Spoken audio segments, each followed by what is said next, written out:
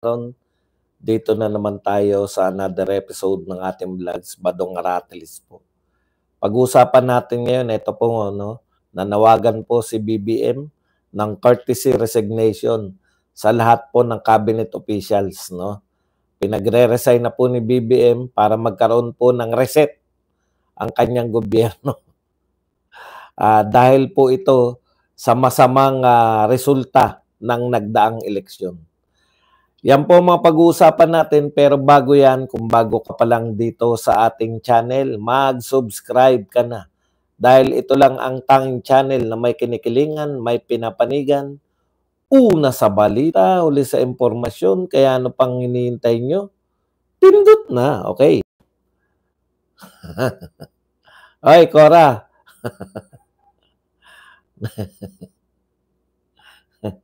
Alam mo na kung bakit naka-jacket. Tinatamad na tinatamad na anong tawag doon? Tinatamad na naman na maligo at magbihis. Okay, pag-usapan natin, pinag-utos po ni Pangulong Marcos na Pangulong Marcos na magkaroon po ng reset yung kanyang cabinet officials. Alam po ninyo, ilang taon kalagitnaan gagawin to ni Marcos. Kasi lahat naman etong ating gobyerno, hindi po sila after talaga sa hindi po talaga sila after sa paano mapaglilingkuran, di ba? Nakita po ninyo, ito lang po ang tanging cabinet official na merong magkapatid. DOJ tsaka DILG, parehong magkapatid po yun. Tapos sabay po silang sekretary. Wala po ako naalala kung meron man. Meron, pero hindi cabinet level. Yung si Imelda tsaka yung kapatid niya. Kaya kakaiba po itong kakaiba po talaga to. Talagang ang tingin natin, tapos meron yung mga campaign contributors. Simulang-simula pa lang yung pagkaka-appoint dito kay Recto, ang dami ng bad record. Wala namang before, Ang tanging tumatak sa isip ng tao dito kay Recto ay dahil sa sa VAT, magaling tong gumawa ng buwis. So sa simula pa lang, tapos si inappoint na DND, sino pa? Inappoint na DILG, panay political di ba? Kung papansin niyo ngayon, pati yung DSWD, gatchal yan. Talagang mga political talaga yung, hindi, unlike kay Pangulong Duterte, na hindi mga political personality. Nakilala na lang natin sila dahil sa husay nila, di ba? Halimbawa, si Tugade, hindi naman dating mayor yan o dating senador, yung humahawak ng ating finance. Panay qualified. Yun yung pagkakaiba, yung pamimili pa lang. Pamimili pa lang ng mga cabinet officials, malayong-malayo na po tong ating Pangulo. Ngayon, bakit po nangyayari ito?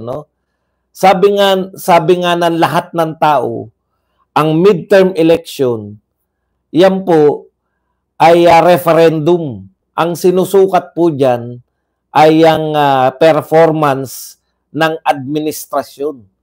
Pag ang administrasyon po ay overwhelming, yung suporta, katulad po ni Tatay Digong, 0 po ang kalaban. May mga pumasok pero na hindi nila kapartido, pero independent. Yung kalaban po na 0, 8 diretso, 0. Ganun po yun Kay Pinoy din, nakakaya kasi worse. Worse po ito. Ngayon, dahil pinakita po na worse election ng isang nakaupong presidente mula pa po kay Cory, worst performance sa midterm election, kinakailangan po talaga niya drastic para hindi po siya ituring na lame duck president. Okay. So, sa makatwid, ito pong si Pangulong, si BBM po, gumagawa po siya ng malalaking announcement. After lang po kasi sila, ito po hindi yung mararamdaman. Lagi lang sila parang laging nangangampanya. Si BBM, lahat ng mga ginagawa niya, parang laging kampanya, araw-araw kampanya. 20 pesos na bigas, kampanya lang yan. Hindi naman po totoo na may 20 pesos na bigas. In fact, gagastos na naman tayo. Hindi po namin tinatanggihan yung 20 pesos na bigas. No? Hindi po namin, sino bang may ayaw ng 20 pesos na bigas? Kaya lang, hindi po siya, parang pwede naman din sila magdeklara ng 100 pesos na baboy o 50 pesos na manok.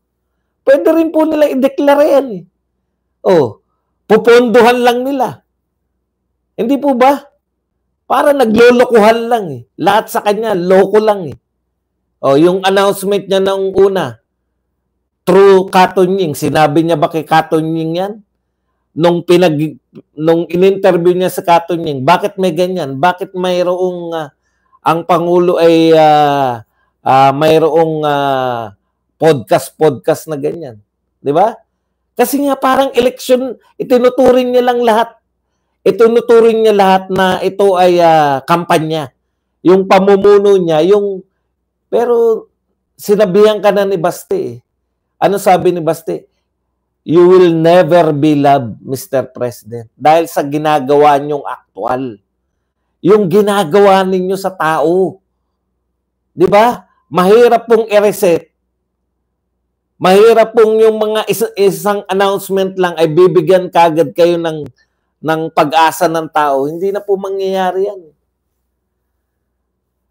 Pulos kapalpakan ang inabot sa loob ng 3 taon. Ngayon 3 taon, sasabihin nila magpapalit kayo ng gabinete. Hindi naman niya pinangako, hindi niya naman yan sinabi kay kay Tunying, di ba? Pero bakit ganyan yung pronouncement niya? Hindi kasi umubra, alam na natuklasan kagad ng tao na namimeke lang siya sa reconciliation with Duterte. Sino nagbisto sa kanya? Si Antecler. Pakinggan nyo po, ito wala pong reset ng cabinet official, di ba? Ang sinasabi po, ang sinabi niya nung una, akala niya makakapang-uto uli siya ng mga Pilipino. Magkaisa na tayo. Unity pa rin, di ba? Willing ako makipag-reconcile sa mga Duterte.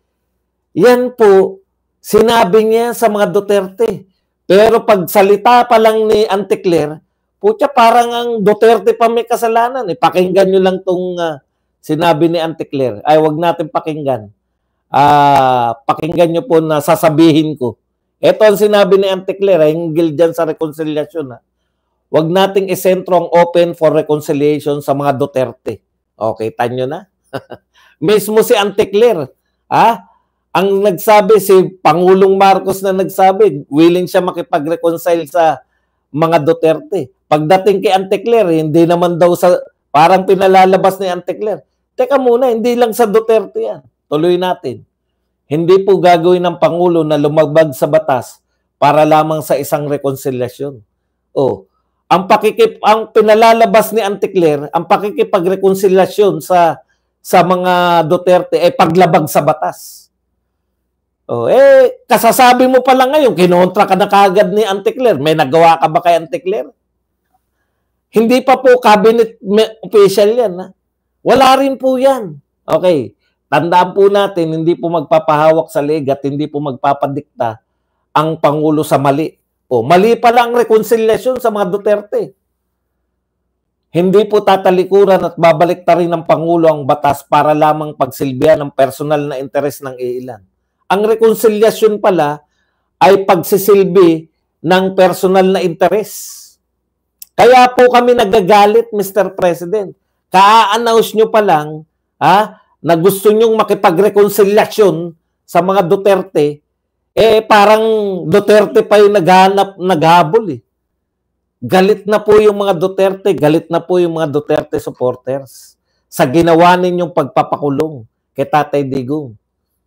Wala nang tiwala sa salita nyo eh. Ano sabi ni Senator Bato? Nangako kayo mismo sa kanya na wala kayong, yung ICC ay hindi natin, hindi kayo makikipagtulungan. Bakit nakakulong sa ICC si Tatay Digong? Hindi umubra yung reconciliation niyang salita, walang impact sa tao, kasi kilala ka na, Mr. President. Kilala ka na. Iba yung sinasabi mo sa ginagawa. O katulad niyan, may tagapagbunyag ka, binibisto ka ni Anticler na wala naman talagang reconciliation. Dahil ang tingin ni Anticler sa pakikipag-reconcile sa mga Duterte, ayan ay paglabag sa batas. Tingnan nyo. So hindi umubra. Araw-araw ang adjustment nila Mr. President, hindi natin nauto yung mga Pilipino. Walang naniwala na talagang tapat ka. Ang sabi nga, ano po ang maliwanag sa mga Pilipino? Yung sinabi po yung pagdududa. Sabi ni Bato, sa gawa dapat. Makita natin sa gawa kung talagang sincero, kung sincere si Pangulong Marcos sa pakikipag-reconcile, hindi lang po sa salita. Kinakailangan may gawin siya. Na makikita ng mga Duterte na tama tong Pangulo na to. Gusto talaga makipag-reconcile. Bukod dun sa gawa, bukod dun sa salita na ayaw na natin ng away-away. Focus na tayo sa politika. Focus na tayo sa pagpapaunlad ng bayan. Hindi mo nga alam kung paano paunlarin ng bayan. Yung 20 pesos na bigas ba, pagpapaunlad ba ng bayan yan? Paglulubog po yan sa bayan.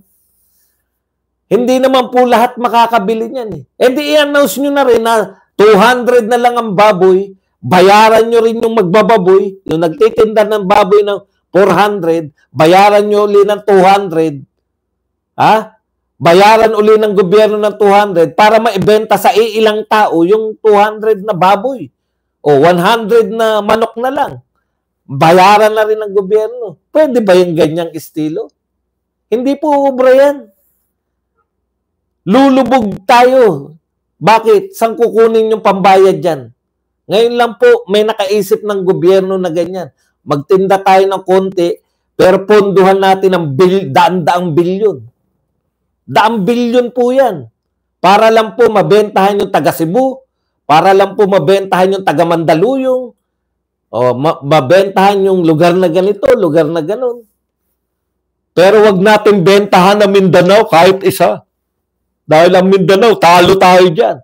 Mas lalo po kayong, ang pangit po na tignan na tinitindahan nyo. Pero ang Mindanao, hindi po kayo nagtitinda kahit na isang lugar sa Mindanao ng 20 pesos. Hindi, ang pangit na mga proyekto yan. Proyektong pangpapakitang tao lang. Proyekto pong pagpapakita ng tao.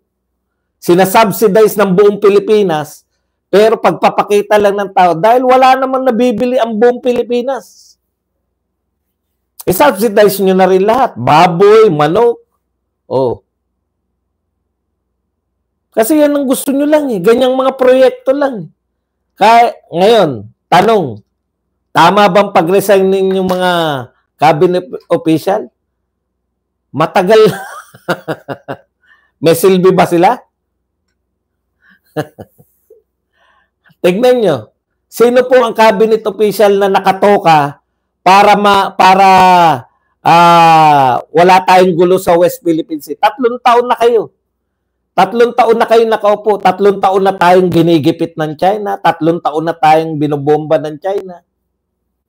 Sino po mga cabinet official na nakatoka dyan? Bakit palala po ang ano? Proud na proud pa kayo eh.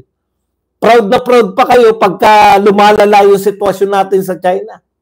Ngayon lang po ako nakakita ng gobyerno na paglaban natin. Paglalaban naman po talaga ng mga Pilipino yan. Pero hindi po yung parang polisiya pa natin na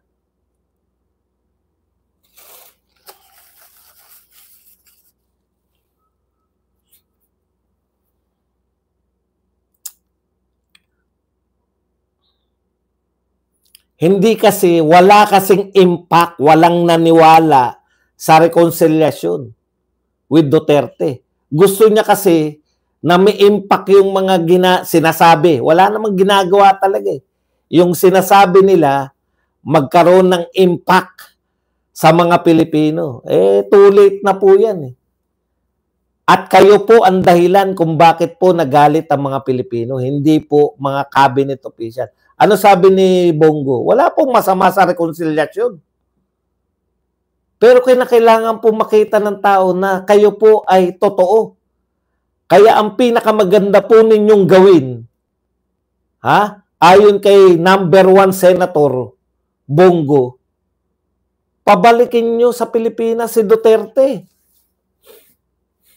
Lahat nga po pinagre-resign.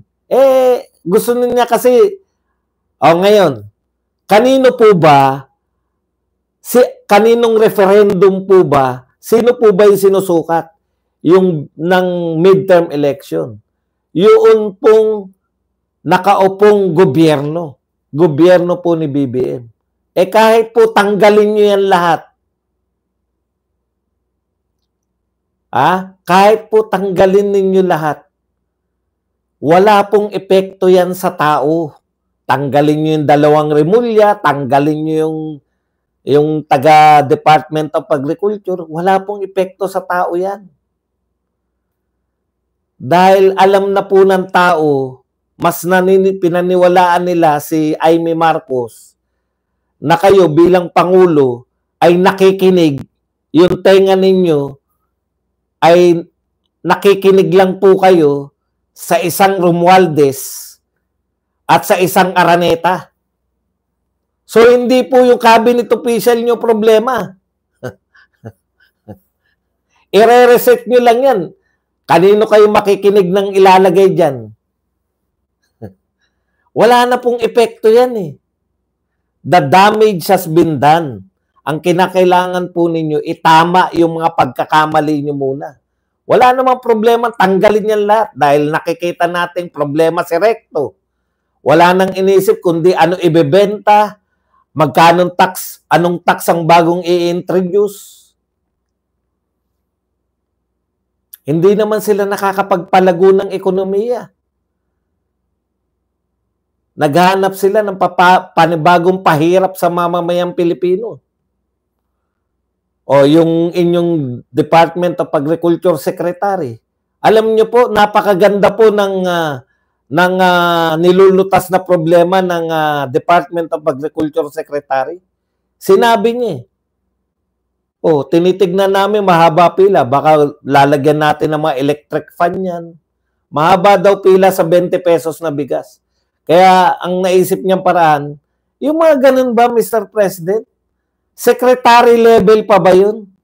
Na palalagyan ng mga upuan at saka mga electric pan yung mga mahabang pila na yan. Ganyan.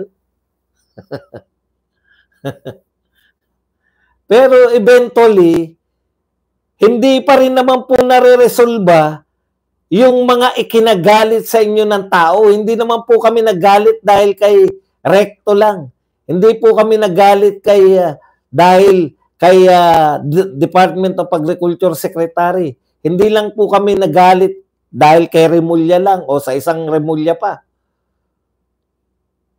Kami po ay nagalit sa lahat sa inyo sa gobyerno dahil yung presidente naming minamahal, si President Rodrigo Duterte, pinamigay ninyo, kinidnap ninyo, naroon ngayon nakakulong sa ibang bansa. Wala namang kakayahan yung korte na yun na usigin si Tatay Digong. Dahil sila mismo, problemado sila sa kanilang pang-araw-araw na operasyon. Tinanggalan na sila ng email, tinanggalan pa sila ngayon. Ngayon, di na rin pinagagamit sa kanila yung mga software. Katulad ng mga Microsoft. Saan sila kukuha ng kanilang mga software?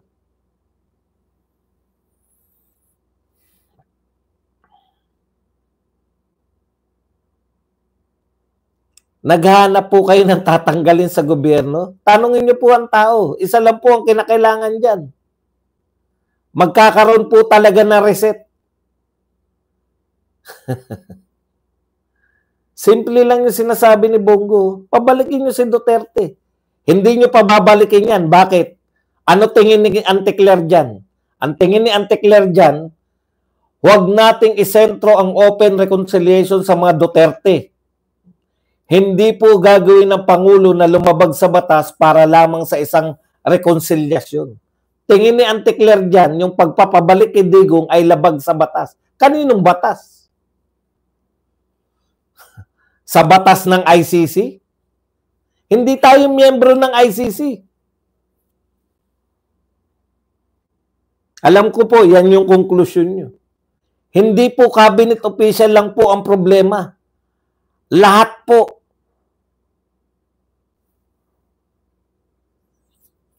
Pag pinalitan nyo ba yung cabinet official, yung mga congressman natin, hindi na po nila, wala na pong impeachment na magaganap. Ngayon po, nagpahayag na po si Chis Escudero. Sa June 2, magsisimula na po yung kanilang impeachment.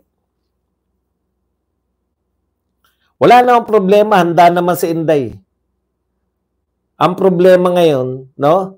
Paano ngayon nila gagawin yan? Mamadaliin ba nila na etong present senator? Dahil alam ni Chis na hindi na siya mananalo sa susunod na Senado? Lulubos-lubusin ba ni Chis Escudero yung kanyang pagiging tuta? Mamadaliin ba nila? Hindi natin alam. Kaya lang, alam na natin yan lahat eh. Wala naman po talagang, ano ba talaga kinaso nyo? Kaso po ba na pag sinabi ni BP Sara, yun yung number 1 nila eh. Kaso po ba na pag ako tinigok nila, wag nyo kong igaya kay Ninoy na hindi man lang nagkaroon ng katarungan. Kung sakasakali nagawan siya, yun yung malinaw eh. O, yun ang number 1 nila. Yung mga confidential fund na yan, utot-utot lang yan ng mga...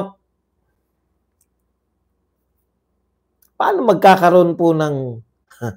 Paano... Patuloy po magagalit yung tao sa inyo. Dahil yung magandang nagpalakad, lagi kayong i-compare eh. Yung magandang nagpatupad ng mga batas sa Pilipinas, yung napakaraming mga proyekto, war on drugs, build, totohanang paglilinis ng Manila Bay, ng mga Ilog Pasig, wala na po tayong nakikitang paglilinis eh. Dati po walang, nung panahon po, kasi ako nag-t-shirt printing pa noon, nakikita ko pati po mga estero, nililinis po nung panahon ni Tatay Digong. Wala na po talaga. Hindi po kaya. Kayo po, ikaw mismo, Mr. President, yung nireject ng mga tao. Sa midterm election, hindi yung mga cabinet official mo. Siyempre, nakakadagdag ng galit sila, di ba? Pero, bakit hindi mo sila kayang makontrol? Bakit pag sinabi mo, ha? At saka yung Kongreso mismo, yung Senado, yung sabwatan ng mga senador at congressman, Yan po ang ikinagagalit ng mga Pilipino. Yung sa buwatan nila na kahit na anong ipasok, wala sa deliberasyon, yung sila-sila na lang. Matagal na sinabi ni BP Sara yan. Yan yung dahilan ng pagre-resign niya sa DepEd. Dahil bukod pala, no? Ano sabi ni BP Sara? Umaattend siya, sinasalang sila sa mga budget deliberation. Pagkatapos ng lahat ng budget deliberation, 2 tao na lang yung masusunod sa budget through BICAM. Pati yung BICAM na nasa laula eh. Saan ang galing yung mga budget sa BICAM? Pinagpasya na lang ng iilang tao. Yung napapanood ninyo ng deliberation, sinasalang kahit sino para bibigyan ng budget. Pagdating sa BICAM, isasantabi nila lahat yan. Sila na lang masusunod. Doon po galit yung mga tao. Matindi nga eh. Blinangko na lang, fill in the blanks na lang sila. At umamin si ano riyan. Di ba? Si Kimbo, nabuti na lang, natalo. Na yung mga staff na nagpuno nun.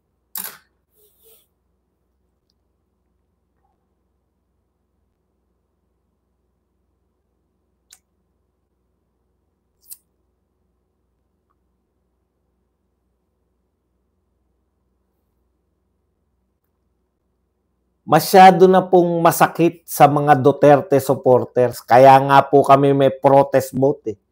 Kaya nga po nag-number 1 si Bongo eh. Kaya nga po nag-number 3 si Bato eh. Protest vote po yan ng mga Duterte. Yan po ang tunay. Mas malaki pa sana yan. Kung hindi po na-disenfranchise. Imagine niyo 7 million. Never pa pong nangyari sa COMELEC.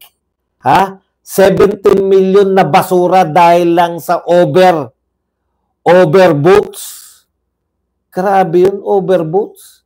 Ganun po, karami ang mga tao na hindi marunong magbilang. Bumoto, 12 lang ang iboboto, ang binoto, 13. Overvotes eh. Tapos, business as usual lang. Tama yan, Mr. President. Hindi na ubrang business as usual to. Anong una niyong pinagkagastusan after ng election? 20 pesos na bigas. Hindi ba business as usual yan? Ayuda rin ang tawag dyan eh.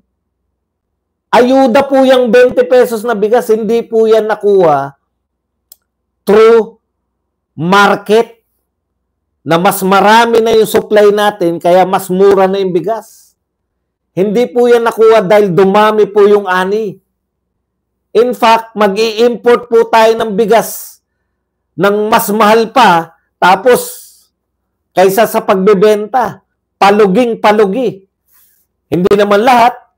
Hindi naman kaya lahat. Yung mga ginagawa po natin, business as usual pa rin. Magtatanggal lang kayo ng tao.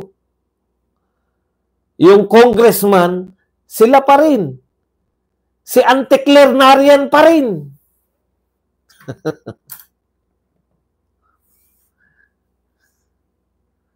Ka-announce nyo lang na reconciliation, kinukontra kagad ni Auntie Claire. Alam nyo kung bakit, Mr. President?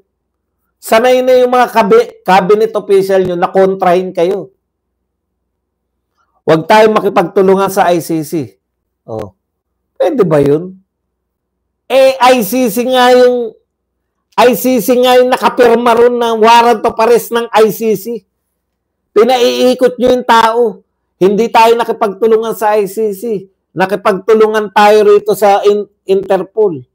Yung Interpol ang nakikipagtulungan sa ICC. Pucha, ginagawa ninyo yung mga tao, mga Pilipino na may, yun yung masakit eh. Alam na namin yung ginawa nyo kay Tatay Digong. Labag sa batas, hindi nyo hinarap sa korte. Nakita namin yan nung panahon na inimbestigahan niya sa Senado, nakita namin na nagsisinungaling yung harap-harapan, yung idinidiin nila, gusto nila idiin yung isa eh. Tumanggi yung isa eh. Wala akong kinalaman dyan.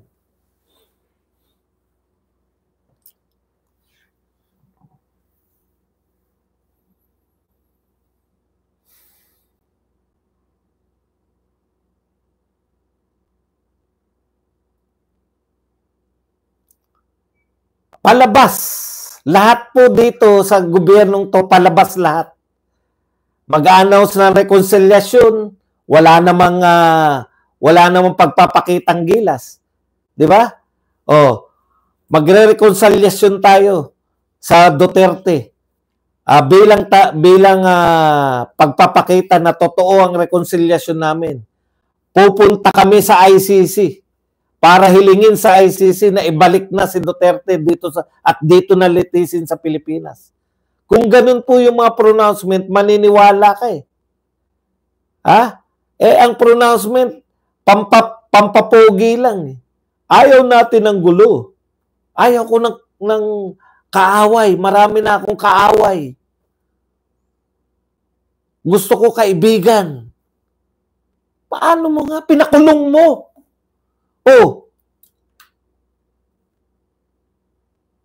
Kung ang kasunod sana nung reconciliation na sinasabi niya, willing ako makipag-reconcile sa mga Duterte. In fact, ngayon, uutusan ko ang ating ambassador doon sa Netherlands na hilingin na pauwiin na si Duterte. Mga ganun sana. Hindi. Kinabukasan, ito kagad yung sinasabi ni Auntie Claire. Huwag nating isentrong open reconciliation sa mga Duterte. Kita nyo? Kaya, tapos lahat nagsabi, maganda yung sinasabi ng presidente. Lahat ng media, salo, ang ganda na sinasabi. Duterte na naman, nakakontra na naman kayo. Kami na ngayon na may kasalanan, yung mga Duterte supporter na. Bakit daw namin kinukontra yung reconciliation? Sino kumukontra sa reconciliation? Ano nga ayaw ba namin ng bati-bati? Gusto namin ng bati-bati tayo. Pero bati-bati, tuloy ang impeachment, tuloy ang pucha. Parang wala lang.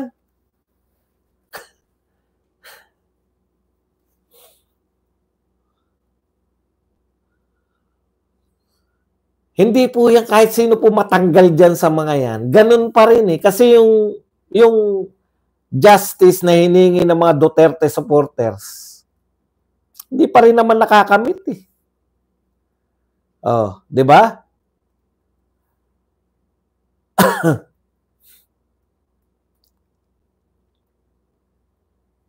Talo nga sila eh. Anong the boat is sinking?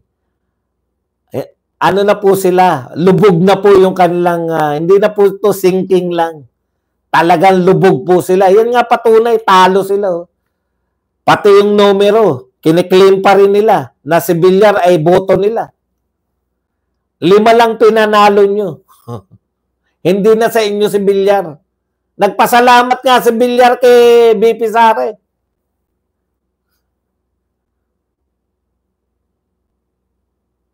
Mangangako na naman. Mangangako na naman kayo.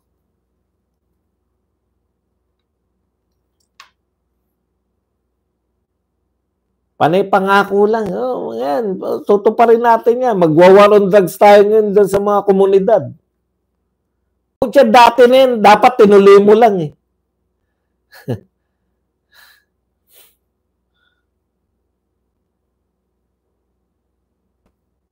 Talo, akala nila may impact yung reconciliation, magbati yung Duterte at Sabi ng mga Duterte, tagal nyo na nang bubudol eh. Pakita kayo ng pruweba na totoo yung sinasabi nyo. Ano yan, salita lang? Salita pa lang nga, kinontra na ni Auntie Claire eh. Parang labag pa sa batas. Auntie Claire, alam mo, nakakakita na kami para sa impormasyon mo lang. Nung si Cory gusto niya makipag-reconcile sa mga NPA, pinalaya niya sila Joma, di ba? Naalala nyo? Tapos, alam nyo na naganap. Nagpunta si Joma sa ibang bansa, sa Netherlands, hindi na nahabol, doon na nakamatay. Diyan na nagsimula yung kada may bagong uupo na presidente ay magpipistok, tapos magpapalakas lang pala sila. Hindi po ganyan yung mga Duterte kasi. Ang mga Duterte, sanay kami sa action. Sa action. Ang mga Duterte, sanay na nagtatrabaho yung presidente. Okay. In conclusion, kung maganda yung sarili niya, yung sabihin niya yung sarili niya. Ito po, ang dahilan po ni BBM ay ito. Bakit po pinagre-resign? This is not business as usual. Ayan po ang sabi ni BBM. The people have spoken and they expect results, not politics, not excuses. We hear them and we will act. It's time to realign government with the people's expectation.